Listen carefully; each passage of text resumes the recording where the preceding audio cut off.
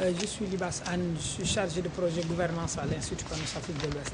En fait, cet atelier est un atelier de lancement que nous avons du projet que nous venons de décrocher avec l'appui de l'USAID et la maîtrise d'ouvrage de FHI 360 qui exécute le programme gouvernance et paix au Sénégal. Et justement, pourquoi cette activité? Parce qu'en fait, nous avions constaté que les femmes étaient en marge des différents processus de paix qui ont été initiés, qui se sont toutes soldées par des échecs. Et donc, en application de la résolution 1325 des Nations Unies, donc nous avons pensé que les femmes méritaient une plus grande place dans le dispositif ou le processus de résolution du conflit en Casamance. Il n'est plus acceptable que les femmes qui ont pourtant mené de nombreuses initiatives par le passé, qui se sont soldées par des succès, qu'on les mette en marche dans le processus de paix. Et je pense que le moment est bien choisi parce que lors du Conseil des ministres décentralisé ou délocalisé à Ziguinchor, le président de la République a pris l'engagement désormais de donner une plus grande place aux femmes dans le processus de négociation. Maintenant, cette implication doit être préparée parce que les femmes ne doivent pas y aller comme ça, elles doivent être préparées notamment aux techniques de communication. Elles doivent être préparées à ce que, par une campagne de production médiatique qui montrera à l'opinion nationale ce qu'elle souffre réellement par rapport à ce conflit. C'est la raison pour laquelle nous avons pensé à ce projet, pour renforcer les radios, pour les pousser à travailler, à amplifier les voix des femmes, pour que celles-ci puissent être prises en compte dans le processus de paix en Casamance.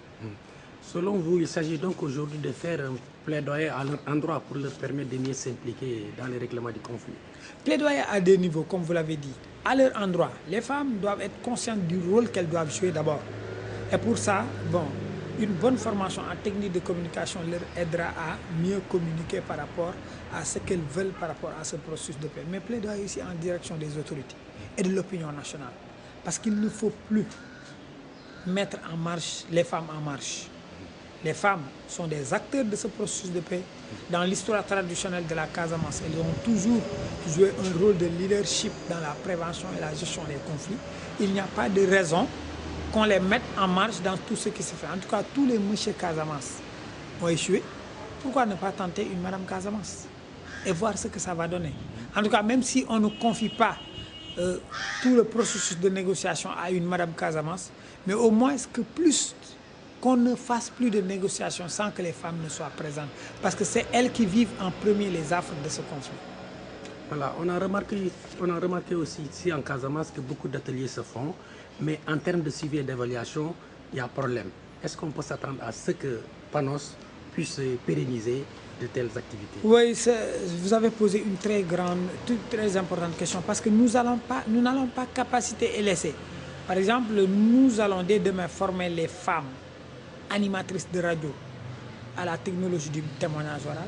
Et juste après, il y a une campagne de production d'informations, de documentaires, de magazines qui vont être diffusés et avec un suivi accompagnement de l'ONG World Education qui a mis en place la plupart de ces radios.